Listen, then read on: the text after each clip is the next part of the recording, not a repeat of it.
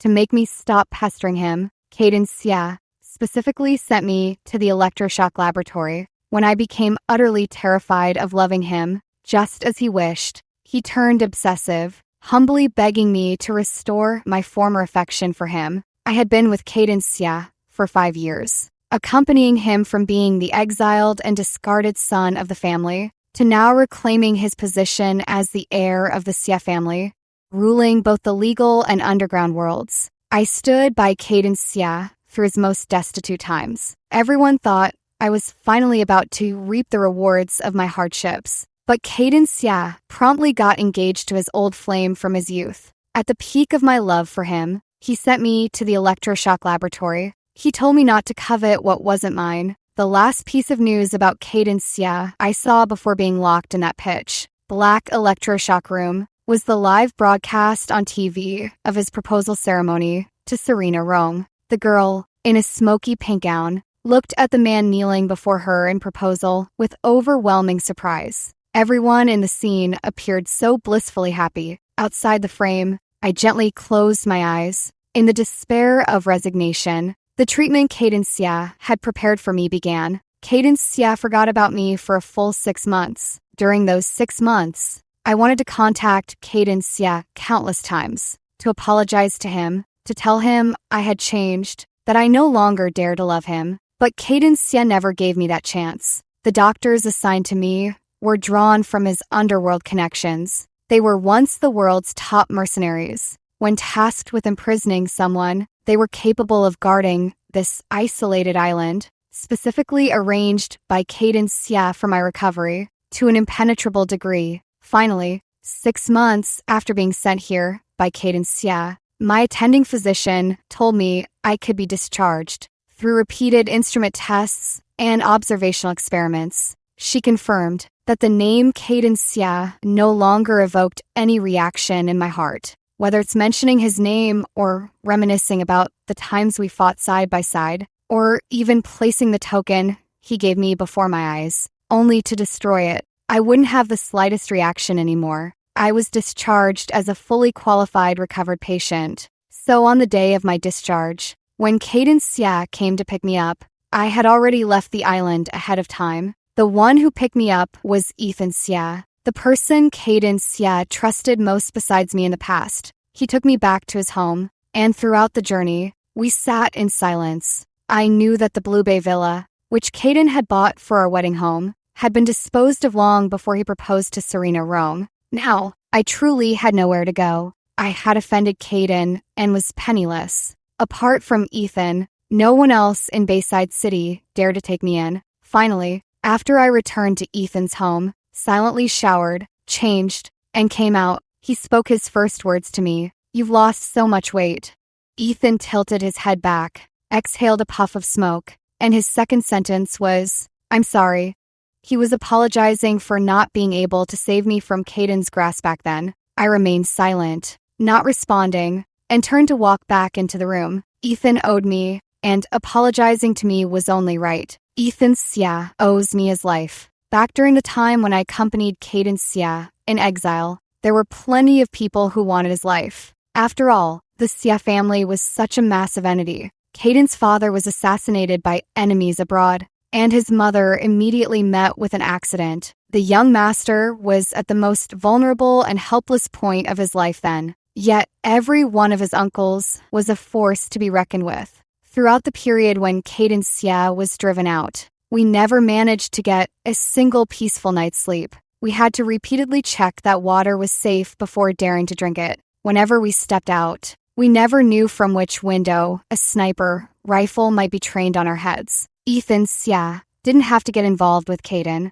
but back then, he was too sentimental, naively believing that the world always operated on justice and reason. Finally, one day, when Ethan and I went out to handle some business for Caden, the brakes and door locks of his car failed simultaneously. When the car crashed into the roadside guardrail, I used the safety lock inside to smash the window and push the semi-conscious Ethan Xia out. Then, with my last ounce of strength, I steered the car toward the other side. Just as I was about to climb out the window, I collapsed from excessive blood loss. It was Caden Xia who arrived with help and rescue me moments before the engine exploded. When I woke up in the hospital, Ethan was forced by Caden to kneel before me. Remember, you owe Yunshua your life. If she ever faces danger, you must repay her. That's what Caden said to Ethan. Back then, Ethan bowed his head in agreement, his eyes bloodshot from keeping vigil over me. He admitted it was his carelessness and naivety, trusting an old acquaintance too easily,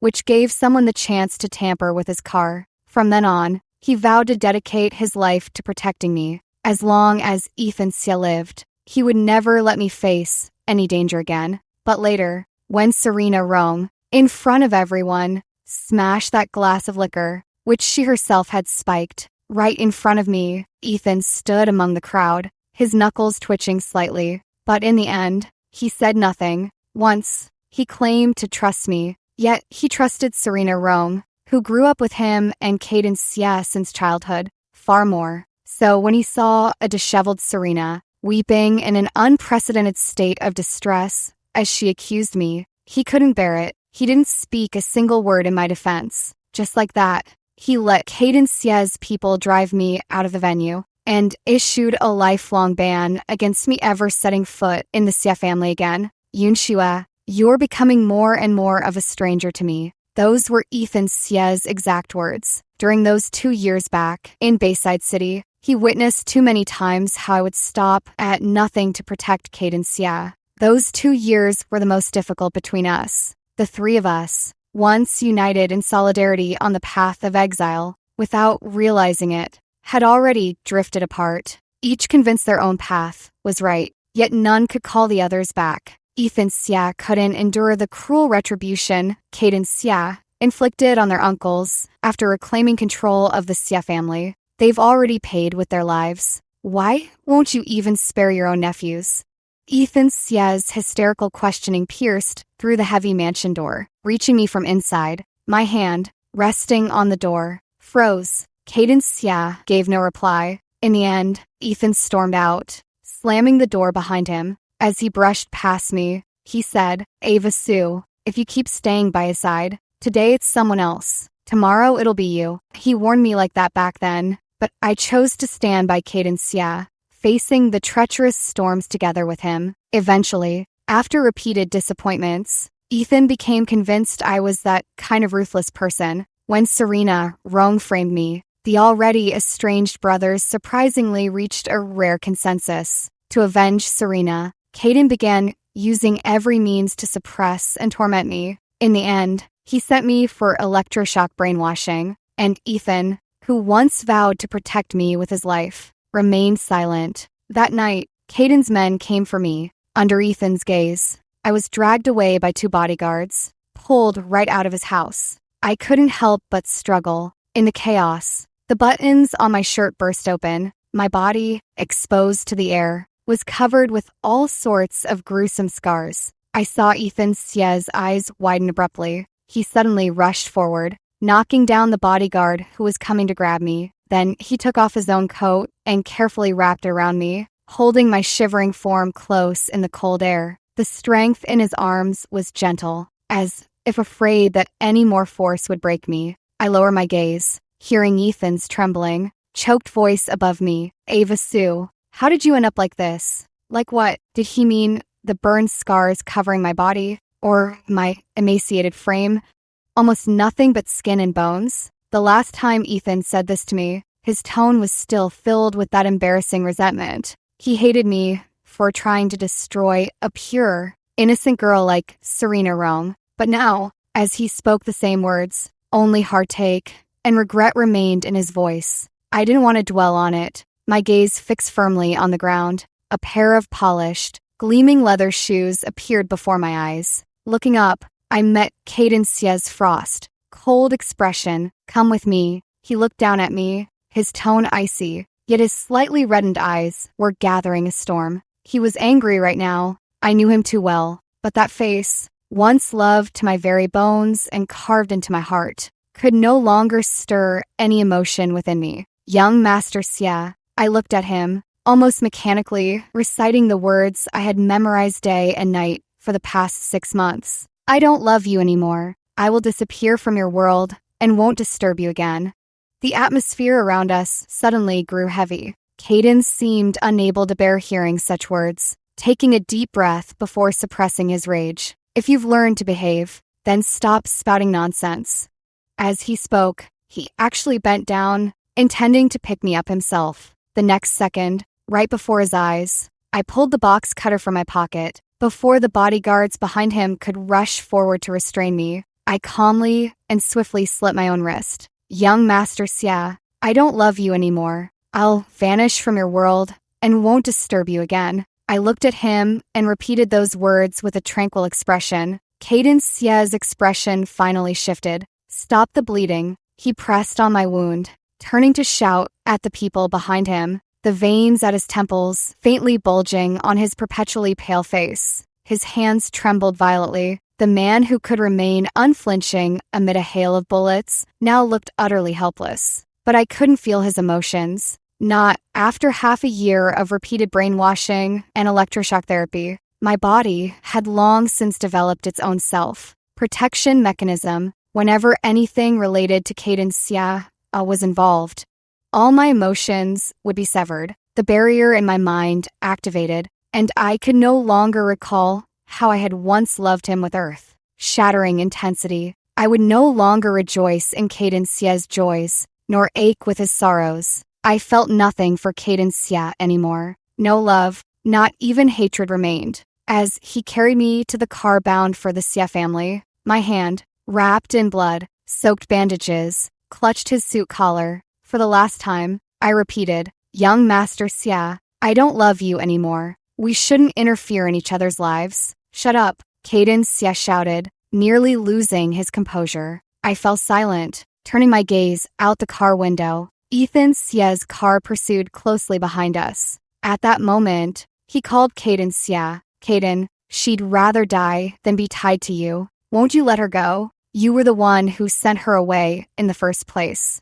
Ethan Xia's voice came through the phone, darkening Caden's expression further. Ethan was right. I no longer loved Caden Xia, so I consciously severed ties with him, and Caden Xia should have stayed true to his original intent and kept his distance from me. I thought I could give up my life to keep a promise. If Caden Xia insists on continuing this entanglement, then this blade should be plunged into him instead. In the dim light, Caden Xia withdrew his scrutinizing gaze from me. Just when I thought he would hang up the phone directly, he suddenly let out a light laugh and responded to Ethan Xia. "Ethan Xia." Caden Xia curled his lips into a smile, full of mockery. "She hates you too. Do you really think you stand a chance?" When Caden Xia carried me back to the Xia family in a high-profile manner, I was already half unconscious from blood loss. Crimson droplets of blood trailed down my dangling arm,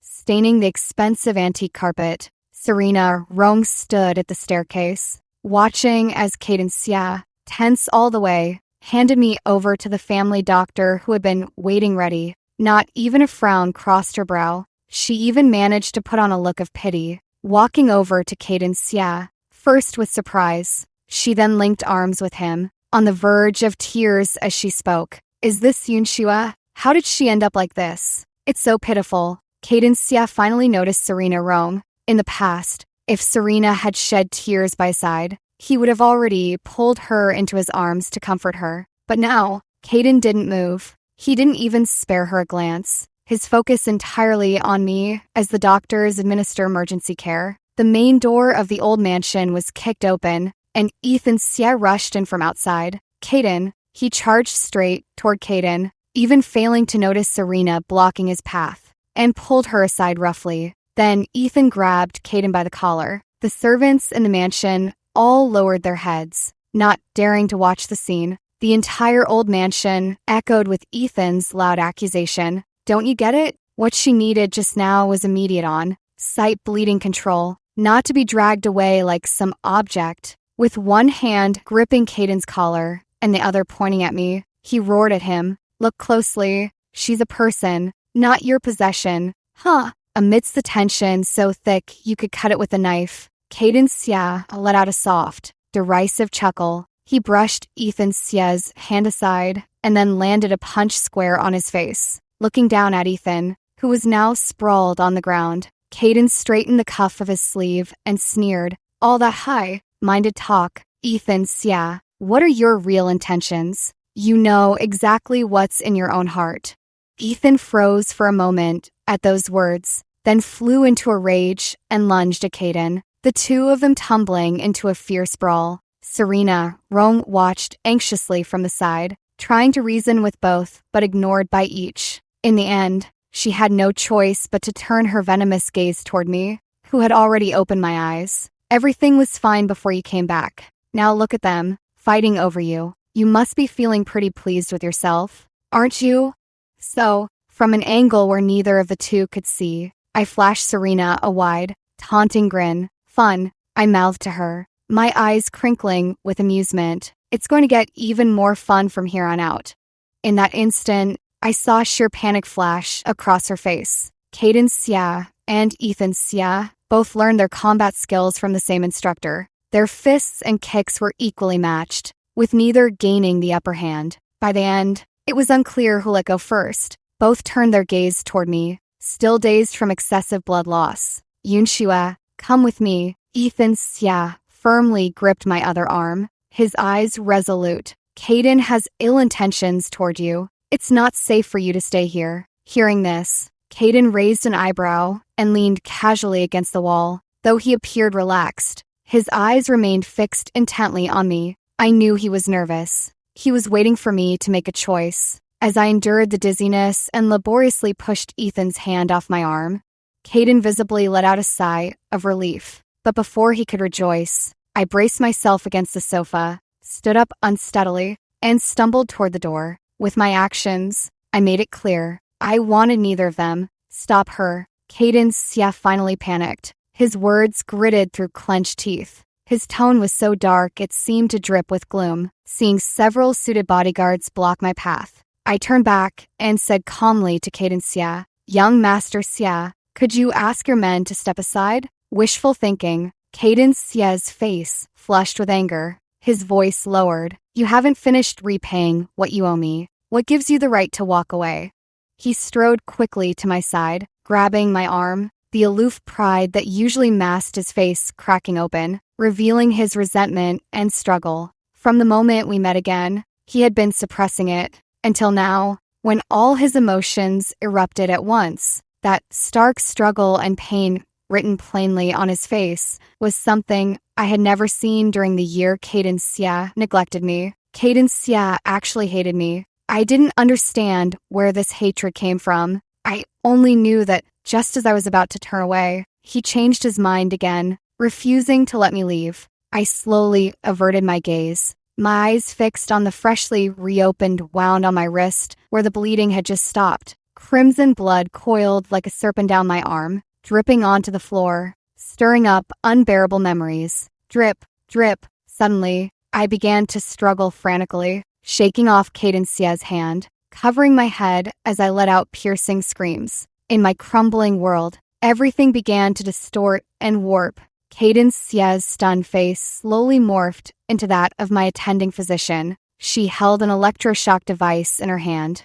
Her smile cruel and menacing, she said, Ava Sue, you're gravely ill, and the cause is your wretchedness. Coveting someone who doesn't belong to you. Electric currents surged through my body. I convulsed, choked, and memories of Caden Xia began to shatter and collapse in my mind. She said, remember, Caden Xia is beyond your reach. You should never entertain any thoughts of him again in this lifetime. But soon, that face morphed into Mrs. Xia, her crimson lips parting like a siren casting a spell. Remember, you exist for Caden Xia. Caden Xia is the one you love most in this world, and you must always be loyal to him. Remember, you are unworthy of him. You should not cling to him. Always be loyal to him. Two voices tangled in my mind. I was strapped to the operating table, my tongue pinned down by a restraint, unable to utter any cry for help or mercy. Tears and drool fell together,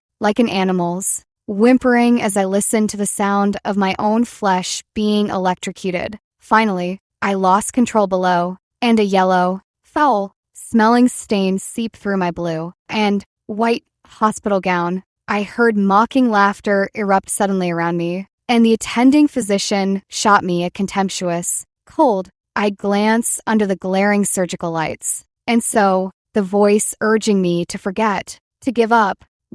From that day on, I began to forget many things. I had forgotten the days we fought side by side, forgotten how triumphant we felt that day we supported Kate and Sia back to Bayside City, and that time by the sea, the three of us sharing a can of beer, the starry sky reflecting on the night beach. We had nothing, yet our hearts beat as one. Such beautiful memories, shattered by jolt after jolt of electric current. I collapsed to the ground, convulsing uncontrollably. Ava Sue? Ava Sue.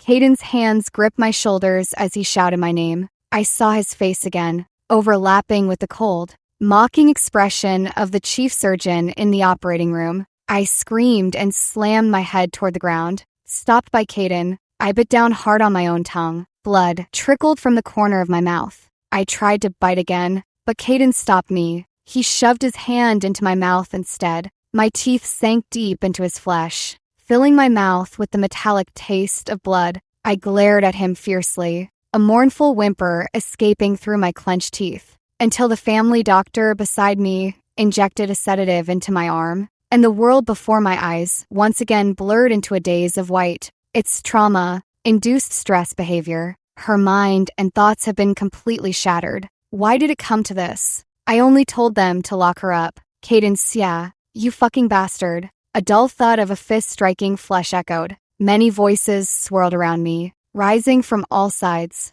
Furious, remorseful, heart-wrenching. Voices of interrogation, of analysis, of roaring curses. The whole world turned hollow and noisy, and I was adrift in that clamor. I watched as Caden Sia, agitated, barked orders at the doctors. Ethan Sia, restrained by several security guards to the side, and Serena roamed silently, shedding tears. Finally, I shifted my gaze to the portrait hanging directly above the room, a woman in a black gown, with a beautiful visage reminiscent of Caden Sia's, her smile poised and reserved. In this gradually fading world, she seemed to come back to life once more. That was Caden Sia's mother, who had passed away unexpectedly in a car accident 5 years ago. It was she who sent me to his side when Caden Sia was 17. Shao-Chi, I told you, for your birthday this year, I would give you the greatest gift in the world. I sat behind the heavy curtain,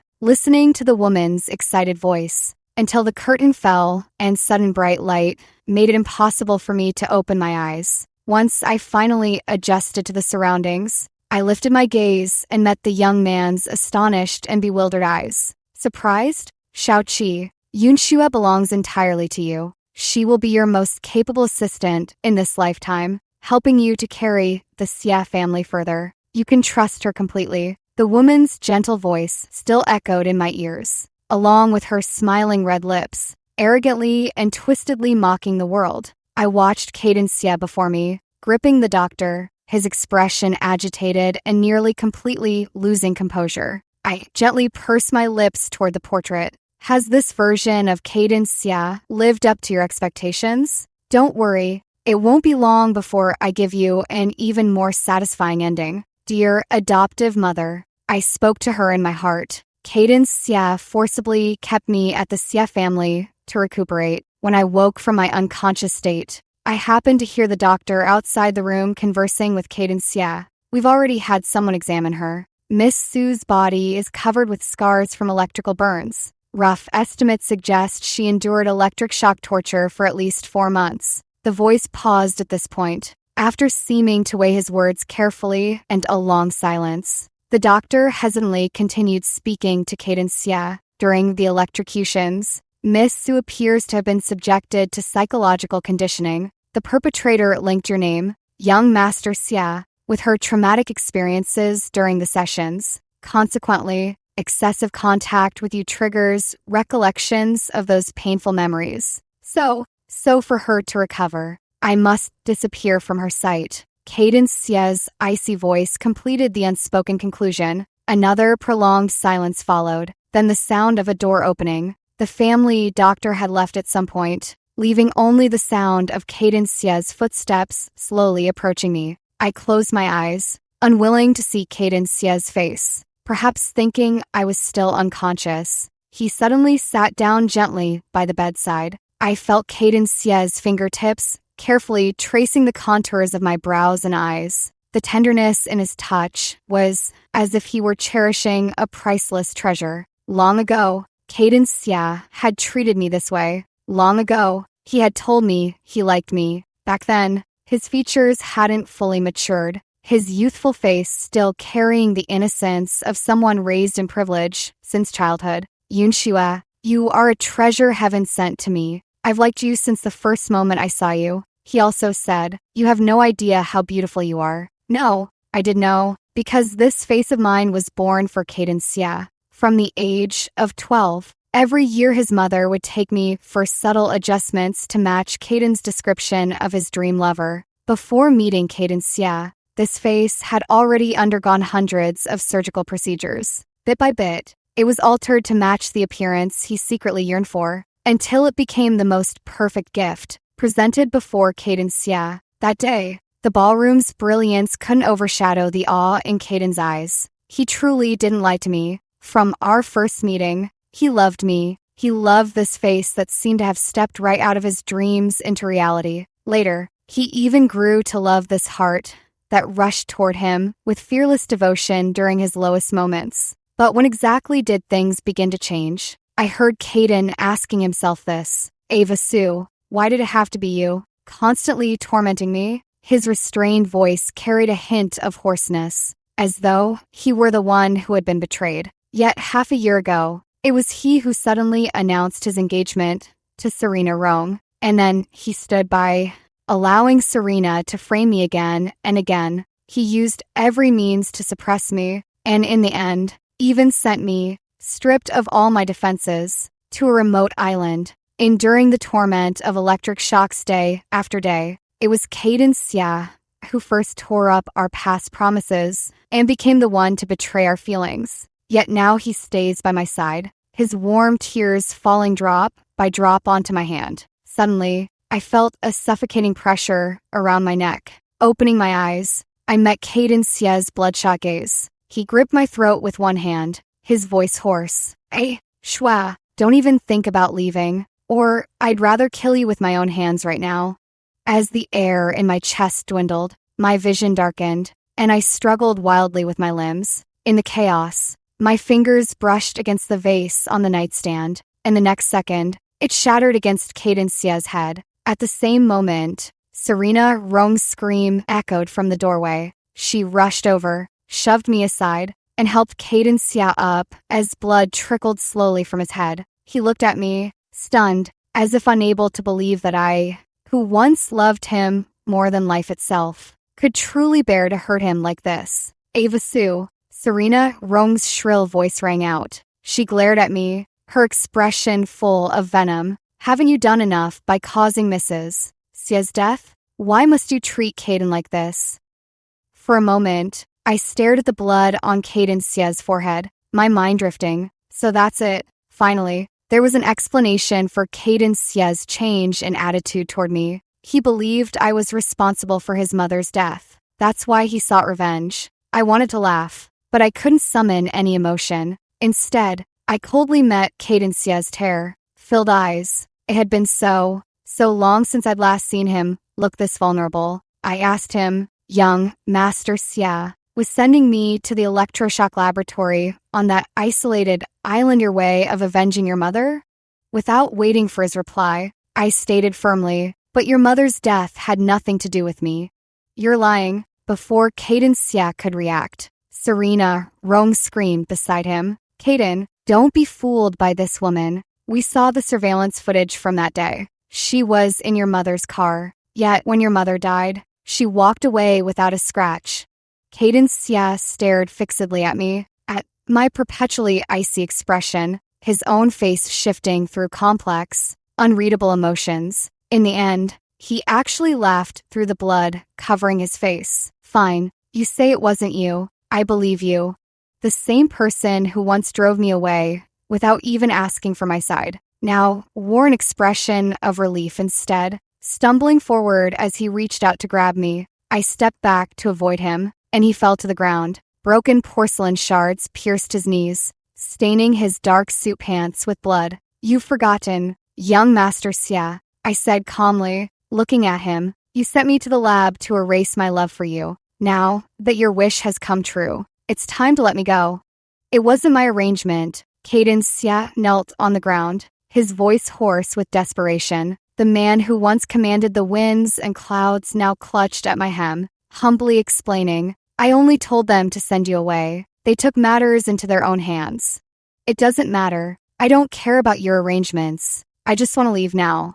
As if wounded by my indifferent attitude, Caden's face grew paler, the pain in his eyes almost tangible. "Do you really not want me anymore? You promised you'd always stay by my side." Mr. Xia also promised to propose to me upon returning to Bayside City. Yet now your fiancée is Miss Serena Rome. I pointed behind him as I spoke, and Serena, hearing her name, visibly stiffened. She stepped forward to help him up, but he pushed her away again, causing her to fall to the ground once more. Watching this farce unfold, I spoke calmly, reiterating my desire. "Mr. Xia, vows can be broken. Right now, more than staying with you, I just want to live freely. After all," I pointed to my head as I continued, "what I erased wasn't just my past love for you, but also the ability to fall for you again. Now, the sight of you makes me sick." Caden Xia froze on the spot, as if struggling to digest the harsh words I'd thrown at him. Those eyes I once thought were the most beautiful in the world now brimmed with raw hurt. His trembling lips quivered for a long moment before he could only squeeze out a pitiful plea from his throat. "You exist for me. How can you leave me? How can you stop loving me?" His stubborn refusal to understand gave me a headache. Looking at his fragile state, I almost saw again that young master who would cry all afternoon over my coldness. But those memories were like smoke. They could no longer stir any ripples in my heart. "Young Master Xia, you look just like a dog right now." I looked down at him coldly. Caden stiffened, then suddenly released his grip. Without a backward glance, I turned and walked toward the exit. At the doorway, I paused and spoke with my back to him. If this was young Master Xia's arrangement, then Miss Rome must share credit for my suffering these past 6 months. After I recover, I will return for revenge. A heavy thud sounded behind me. I turned to see Serena, Rome's medical kit, crashed on the floor, her face pale. She cautiously turned toward Caden Xia, but he kept his gaze fixed on me, not sparing her a single glance. "No need to dirty your hands. I'll take care of her. Snow, please don't be angry anymore, all right?" Caden's weary voice carried a hint of pleading and hope as he looked at me. He still clung to the belief that all this was just me throwing a tantrum at him. So, as an apology, he casually sentenced Serena to her doom with a single, flippant remark. "Caden, what are you saying? I'm your fiancé. You can't do this to me." Serena trembled from head to toe. "Not anymore. Starting now." Caden finally faced Serena, his features still smeared with blood. His gaze was icy as he stated, "Serena, those who do wrong must pay the price." His tone was soft, yet it severed every possible escape route for Serena. Serena knew all too well what this meant. "Caden Xia," she stumbled backward, screaming at him. "Wasn't it all you're doing? You didn't know how to face her, so you let me frame her and drive her away, didn't you?" As she charged forward, trying to lunge at Caden Xia, he shoved her away. She collapsed trembling to the floor, shoulders shaking with sobs. I stared at her twisted, hideous face, recalling the first time Ethan Xia had mentioned her to me. It was on the eve of our return to Bayside City, when the young man spoke of the sister he remembered as pure as moonlight. His face was full of longing and admiration. He said, "Ava Sue, Sister Rome is the gentlest person in the world. I'm sure you'll become good friends." He said, "As a girl, it wasn't right for me to always be around their group of guys, and that I needed friends of my own." He also said, "Ava Sue, the world is so vast. It's not just about Caden Xia. Why not look toward broader horizons?" And Ethan's voice trailed off there, so I had to ask him, "And what else?" He didn't answer, After a long while, as we prepared to leave, Ethan Xia called out to me from behind. "Ah, Shue," that's what he said. "I hope you can be freer." I turned back to look at him. The boy's eyes reflected my image, shining like stars as they gazed at me. But now, I simply turned slightly aside and looked at the person behind me. "Did you hear clearly everything she just said?" Ethan Xia silently looked at the hysterical Serena roam, his mouth opening futilely, but no words coming out. "I've said it before. Those things weren't done by me." As I spoke, I raised my eyes to look at him. "Ethan Xia, you didn't believe me back then." At these words, his body jolted violently. He wanted to reach out and pull me, but seeing the disgust on my face, he forcibly stopped himself. "This time, it's me who no longer believes you." I dropped these words, ignored him, and turned to leave. Throughout the journey, my mood remained utterly calm. Even when stopped by the butler, I could calmly inform him that his young master's head was bleeding from being struck. If no one is called to treat it soon, there might be lasting aftereffects. The butler's expression changed drastically, and he shot a meaningful glance to the side, prompting someone to immediately go verify the situation. After a moment, he suddenly bowed solemnly to me and prepared to lead me away. "Miss Sue," as I strode quickly toward the exit of the Xia residence, the butler called out from behind me. "The young master says he grants you freedom and will atone for his sins. But selfishly, we all hope you can forgive him and return to his side. The young master truly cannot live without.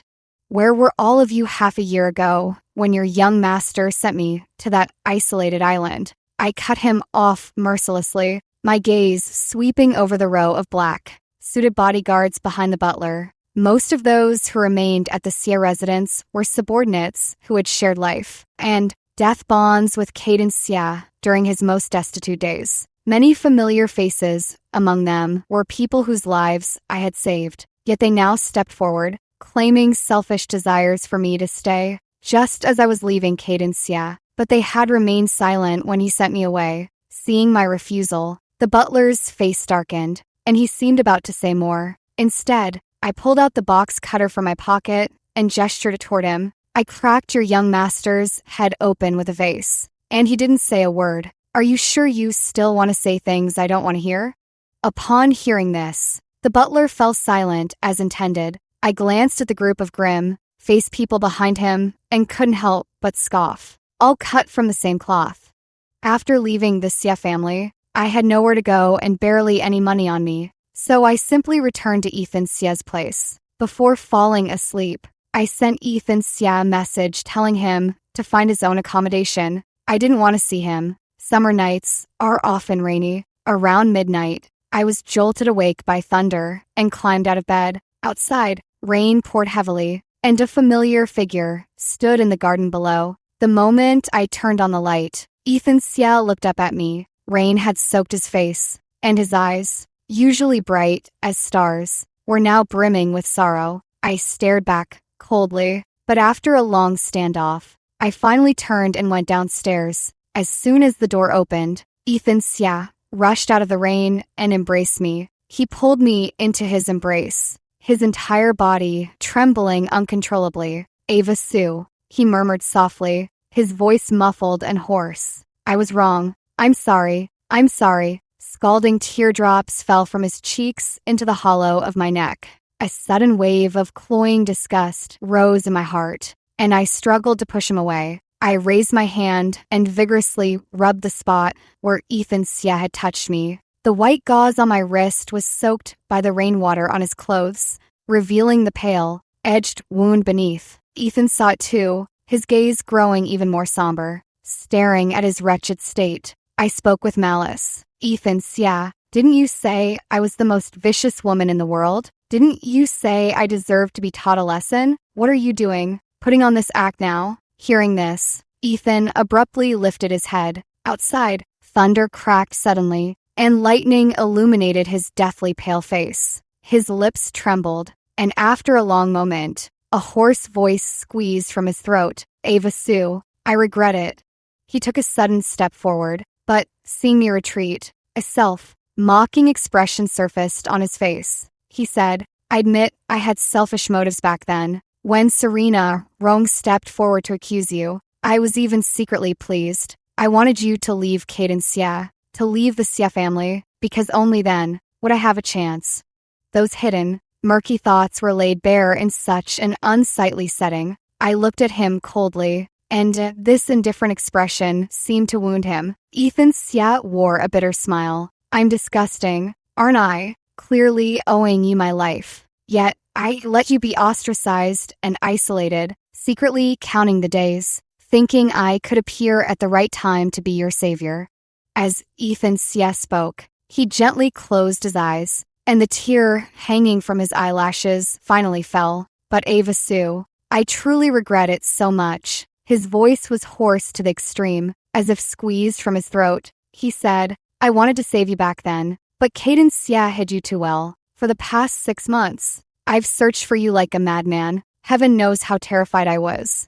Ethan Xia leaned against the wall, his body sliding down to the floor in despair. In the end, he asked me, Ava, do I still have a chance? I laughed softly, rolling up my sleeve inch by inch to reveal the tangled scars on my skin. Before asking for another chance, shouldn't you at least understand what I've endured? I asked him. The thunder outside hadn't ceased, but as Ethan looked up at me, hope reignited in his eyes. That faint glimmer shone startlingly bright in the dim room. Everyone should atone for their sins. I'll make you satisfied, Ava. As he spoke, he tentatively reached out, kissing my fingertips with devout care. This time, I didn't refuse him. A smile curved my lips as I watched Ethan's humbled form before me, allowing the malice in my heart to run wild on this damp, rainy night. In the time that followed, Ethan Xia, as he had promised, began to atone with his actions. He rarely appeared by my side, but whenever he did, his body was covered in fresh scars, marks left by electric burns. He was punishing himself with near madness, determined to experience every bit of the pain I had endured. I remained indifferent, simply making the most of the resources Ethan provided to focus on healing and rehabilitation. Half a month passed in this uneasy peace. Then one day, I received a call from one of Ethan's men, his voice frantic. Snow, Ethan's collapsed. Can you come see him? If he's collapsed, call a doctor. I'm no use to him. It's not that, Ethan. The voice on the other end choked up. Ethan had always treated his people well, and these loyal followers truly cared for him. He continued, Ethan couldn't wait. He wanted to rush through all the torment you suffered these past 6 months. He's been electrocuting himself day and night without rest. This time, the damage was too severe. He's been in shock for 2 days now.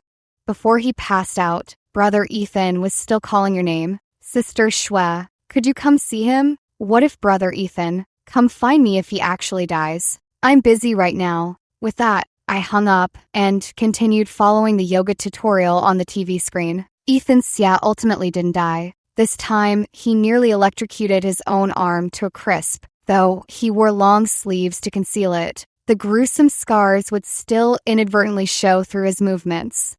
Shui. Endless electroshock therapy these days had damaged Ethan's facial nerves. Now, trying to smile at me, he only managed a grotesquely comical expression. I ignored him, simply zipped up my backpack, pocketed the box cutter from the table right in front of Ethan, brushed past him, and headed out. Where are you going? Ethan's voice came from behind. I turned to find him noticeably thinner. His once well-fitted shirt now hung loosely on his frame. To kill Kate and Xia. I said it without a hint of concern. Ethan Xia jolted violently. Since undergoing electroshock therapy, his mental state had deteriorated daily. Now, a trace of agitation surfaced on his pale face as he raised a hand to tousle his hair, struggling to steady his breath before tremblingly asking me, Are you planning to return to him? I haven't considered that. It's just, I shrugged, gesturing for him to look outside the window. Beyond Ethan's villa stood neighbors, community cleaners, security personnel. Kate and Xia had stationed at least 7 people to monitor this place. Kate and Xia is utterly insufferable. I want no entanglement with him, but if he insists on tormenting me further, I'll have no choice but to kill him. Mentioning Caden again, I no longer concealed the revulsion on my face, even quirking an eyebrow at Ethan with deliberate provocation. Ethan stared at me blankly at first, then after a long moment, as if realizing something, he jolted violently. His trembling lips unconsciously murmured, "Hey, Shwa, didn't you forget your feelings for him?" Yes, I did forget. Now, I remember again. Is that not allowed? As I spoke, I took a lollipop from my pocket, unwrapped it, and bit it into pieces with a crunch, a habitual little mannerism from my past. I asked him, "So, going to snitch to your dear cousin?" Ethan Sie's pupils abruptly constricted, as if struck by a powerful shock, and he stumbled backward uncontrollably until he collapsed to the ground. He clutched his head tightly with both hands. I could hear his clenched teeth chattering. Prolonged electric shocks can damage the nervous system. Ethan was trembling like a leaf now. I strolled over to him, nudged him with the tip of my shoe, then slowly crouched down in front of him. "What's this? Can't handle being tricked just once? How long were you even electrocuted for?" I leaned closer, just enough to see the wounded look in Ethan's eyes beneath his disheveled hair, and curl my lips. "You're so petty. Back when you kept leaking my whereabouts to Serena Rome, letting her frame me and get me captured, I wasn't even this angry." Ethan shuddered violently, instinctively reaching out to grab me, but only managed to clutch the hem of my clothes. "I didn't mean to. I just wanted—" He was eager to explain, but I cut him off. "You just wanted me to quickly fall out with Caden Sia, have all my wings clipped, and end up having to rely on you." "Ethan Sia, this isn't how you love someone. If I were in a good mood someday, I might just break your legs and lock you in the basement, giving you good food and drink every day. Would that make you happy?"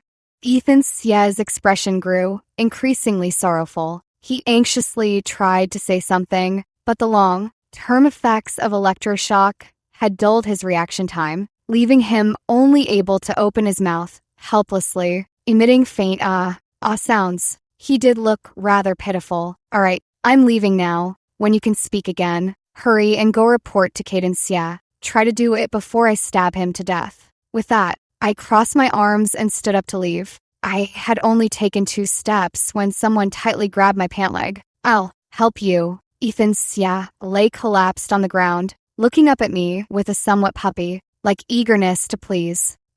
Shwa, I'll do it. Don't go."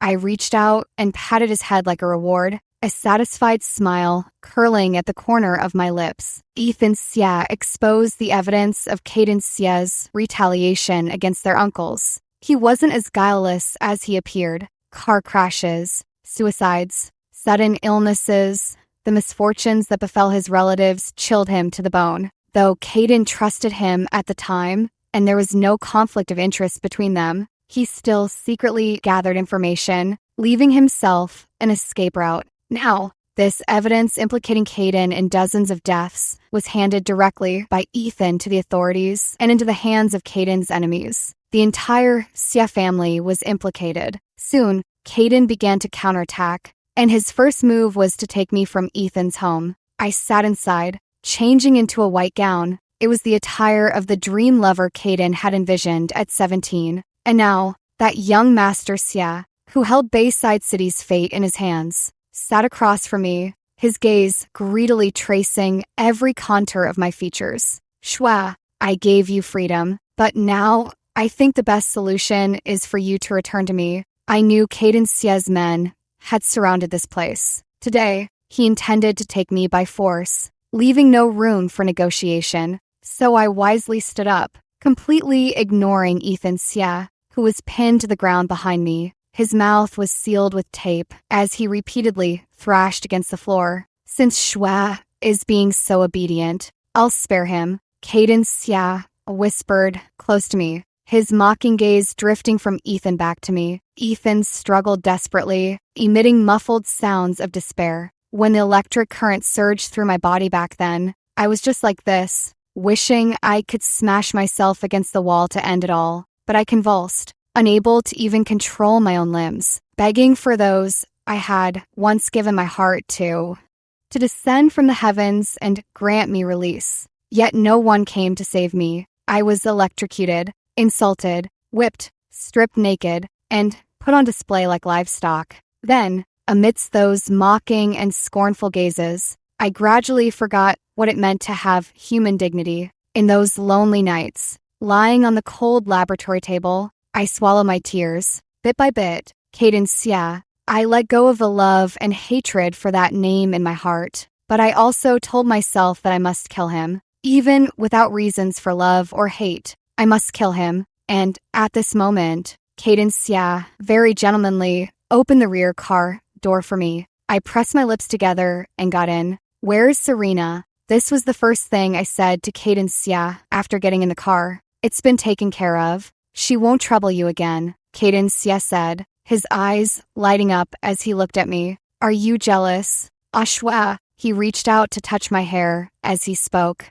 but I instinctively dodged. A wave of nausea washing over me, and I did vomit, splattering sour, foul stomach fluids all over Cadence, His face, which had been radiant with smiles moments before, now turned as dark and frosty as a winter's night. TSK, the speed of that mood change. I had just sighed inwardly when he grabbed me. "You and Ethan, I glanced at his hand, gripping mine, and threw up again. Caden had to let go then, but I still ended up vomiting all over him. Later, I told him there was nothing between me and Ethan. I just found him utterly repulsive. Caden's expression brightened again at that. He didn't take me back to the Xie family's old estate, but brought me to Blue Bay Villa instead. I've kept this place all along. Osway, believe it or not, I just didn't know how to face you back then. I spent half a year running from it all, until I finally realized, I can't live without you." He looked at me, speaking as if expecting praise. I just took a step back, eyed his stained jacket, and covered my nose. "Young Master Xia, you reek."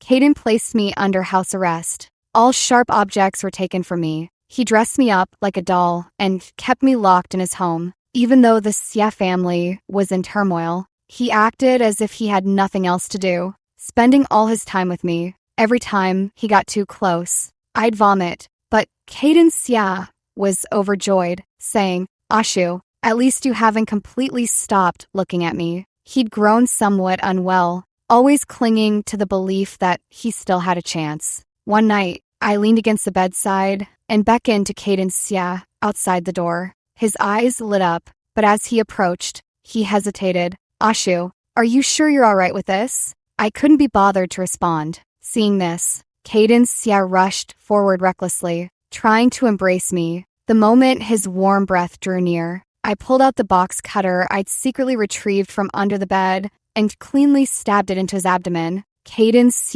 froze for an instant, then ignored the pain and held me tightly before releasing me amid my violent struggles. He looked at me, his eyes filled with shattered light, as if belatedly afraid the gushing blood would stain me. He covered the wound and backed away until his back hit the wall, finally able to tilt his head back and catch his breath. A tear slid from the corner of his eye, a self-mocking smile on his lips. As expected, deceiving oneself is useless. When I didn't respond, he continued with a trembling voice. "You used to shield me with your own body, taking bullets for me." "That was then," I retorted coldly, dropping the knife and rising to my feet. "Why has it come to this? It shouldn't be like this between us." His voice cracked with tears. I couldn't help but laugh. "This is what you asked for, Cadence. You brought this upon yourself. What more could you possibly want?" At my words, Cadence swayed unsteadily and finally collapsed, unconscious on the ground. I glanced at the knife nearby. If Caden died now, I'd end up behind bars too. In the end, fighting back my disgust, I fished his phone from his pocket and called his doctor. The stab I gave Caden was nothing compared to the injuries I'd sustained saving him in the past. Caden was only unconscious for a day. When he woke again, my hands and feet were shackled. Now it was truly imprisonment. Locked in a room by Caden, allowed nowhere but by his side. "Are you satisfied now?" I glanced at Caden sitting beside me, his abdomen still bandaged, his face sickly pale. "No, as long as Ashwes still thinks of escaping, I can't rest easy." Caden wore an obsessive smile, weakened as he was occasionally pressing a fist to his lips to muffle a cough. Hey, Caden, the Xia family is about to collapse, right? Seems like most of your underlings have already left. When I called the doctor for Caden, I took the chance to observe outside. Earlier, Caden's men had surrounded Blue Bay like an iron fortress. But now, few remained guarding him. So besides calling the doctor for Caden, I also seized the opportunity to make another phone call. My Ashwe is so clever. Hearing my words, Caden was visibly pleased. He leaned in again to touch my face. I originally planned to take you away, but now I just want to die with you. His palm lingered at my neck, then slowly tightened. My hands and feet were bound, leaving me no choice but to tilt my head back and let him do as he pleased. Caden Xia paused in surprise at my reaction, his grip loosening as his thumb gently traced my cheek, his expression etched with profound sorrow. Did you know? The day I brought you back, I intended to propose, but you left with Ethan Xia. In that moment, I hated you both so deeply. On my way to Ethan's house, I wanted to end your lives. Yet when I saw you again, all I wanted was to love you. Caden leaned his forehead gently against mine, shedding all defenses and laying bare his vulnerability before me. He sighed softly. Aksu, what am I to do with you? I didn't respond, turning my head to gaze at the figure emerging behind Caden. Tears welled in my eyes the next instant, my chained limbs thrashing violently. Save me, I screamed toward Ethan Xia behind him, my voice raw with desperation. Ethan's pupils contracted sharply, as if struck by a visceral shock. He lunged forward, seized the stunned Caden, pinned him to the ground, and began punching him relentlessly. Caden Xia began to fight back, his wounds tearing open once more, blood staining both of them crimson. Stimulated by the sight of blood, Ethan Xia grew increasingly frenzied. In the chaos, he somehow picked up a small knife, gripped it tightly, and stabbed Caden Xia repeatedly. Blood gushed forth, and from which stab onward, Caden Xia lost the ability to resist, collapsing to the ground, his body convulsing, his eyes fixed intently on me, but only a hoarse, rasping sound escaped his throat. Ethan Xia remained in a frenzy. He dropped the knife, laughing hysterically. Shwa, I protected you. This time, I didn't break my promise. After speaking, as if unable to bear the mental agony, he began banging his head against the wall again and again. Seizing this moment, Caden Xia moved his arm, crawling inch by inch toward my direction. A winding trail of blood spread behind him. He lifted his head, face covered in blood, his gaze gradually losing focus. Don't hate me. His trembling fingers were about to touch my ankle. How could I not hate you? I stood up, looking down at him from above. Caden Xia's movements halted, blood bubbles gushing from his throat. He struggled to open his eyes wide, trying to see me clearly, but could make out nothing. I've always hated you, Caden Xia, never forgetting for a single day. During those days of humiliation, control, and mental brainwashing, I used every opportunity to record my life story, my past, where I came from, who I loved, and who I hated on paper. I refused to forget myself. Every lonely night, I desperately wrote, anxiously memorizing those words over and over, swallowing them down my throat at dawn when the doctors came to search me. No one could take away my sense of self. Not Mrs. Xia, not Caden Xia, not even the electrotherapists. Watching the light fade from Caden Xia's eyes, I cheerfully delivered one final truth to him. Caden Xia, I didn't harm Mrs. Xia. As I spoke, I saw his nearly lifeless fingers twitch twice. So I continued with a smile, but when she died before my eyes, I didn't save her either. With those words, Caden Xia's already fading body began to struggle violently, yet he could neither speak nor act. He could only watch helplessly as the police broke in and rescued me. Ethan Xia, still raging nearby, was also subdued. I hated Caden Xia. Even before I met him, I already despised him utterly. I was the child Mrs. Xia meticulously chose and brought back. From the moment I gained consciousness, I lived for Caden Xia. Mrs. Xia said the Xia family had grown too prominent in recent years, attracting unwanted attention. Some ventures were no longer suitable for the young and innocent Cadence Xia to take over. She wanted to raise a child herself to inherit her dark empire and wholeheartedly support Cadence Xia to go further. First, that child had to win Cadence Xia's favor, so I lost my original face. Secondly, she had to be ruthless enough to show no mercy to anyone except Cadence Xia. So I was forced to do many things against my will until these hands were thoroughly stained. Lastly, and most importantly, this person must be absolutely loyal to Cadence Xia. So long ago, Mrs. Xia began brainwashing me daily. She told me I was born for Cadence Xia, that he was the only person in this world I should care about. So when Mrs. Xia had a car accident and was dying before my eyes, I ignored her pleas for help and walked away from the scene. As I left, I even used the methods she taught me to erase all traces of our outing together. I'm not lying. Mrs. Xia wasn't killed by me. She was consumed by the evil seeds she herself had sown. I was the cleverest child Mrs. Xia handpicked to mold me completely into a gift for Cadence Xia. She had all my family killed. Of course, a few managed to escape. So, when they returned for revenge 17 years later, I was the first to notice. But I didn't tell Mrs. Xia. After all, she said I only needed to care about matters concerning Cadence Xia. Later, Mrs. Xia died, and I decided to stop hating Cadence Xia. I could even have loved him. In my memory, the young master who first met me had the clearest eyes in the world. So after Mrs.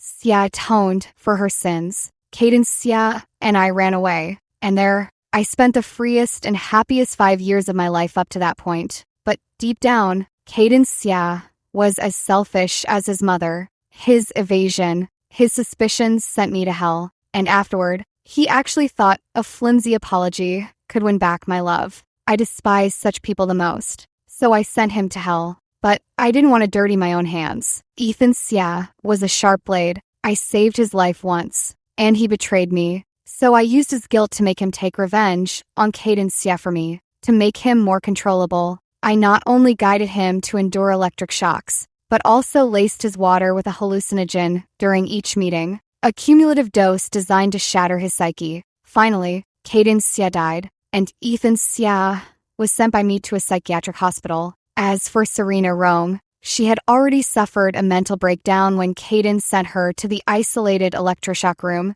ultimately jumping into the sea, unable to bear it all. That lab was eventually shut down for illegal human experimentation. The doctors were taken away by police, still foolishly waiting for Cadence Xia to rescue them. Cadence Xia would never come again, and the remaining influence of the Xia family was entirely swallowed up by me. I stood before Mrs. Xia's tombstone, offering her a cluster of thorns. I still want to know how you managed it back then. They had specialized testing equipment. You couldn't have fooled them unless you truly let go of Cadence Xia. An aged voice spoke from behind. I turned around. It was the butler of the Xia residence. Besides being a servant who had diligently worked for the Xia family for 30 years, he had another identity, a grandfather who had lost his most beloved granddaughter. Mrs. Xia hadn't chosen just me initially. I was merely the one who remained in the end. The other children were disposed of by her for reasons that failed to meet her standards.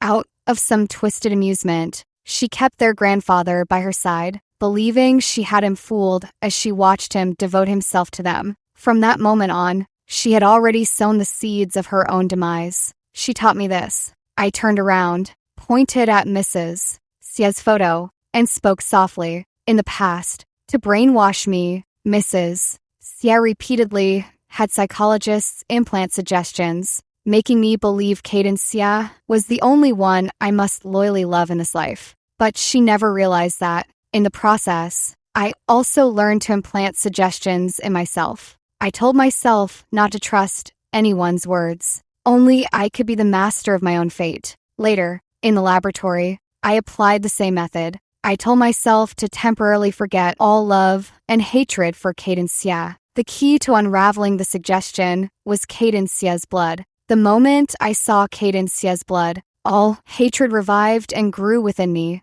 I would have my revenge. Cadence Xie's mother spent 17 years molding me into a bad seed, and I repaid her by turning all those methods against her son. Thus, I reclaimed control over my own life. 420, 3 years, I waged a war of patience and resistance. As I descended the mountain, the night breeze gently brushed the strands of hair by my cheeks, and I looked up at the star-filled sky. I've won, I thought. They were the ones who plucked the flowers and placed them among the thorns. So my branches grew drenched in poison, stained with blood, and bristling with thorns, blooming as promised.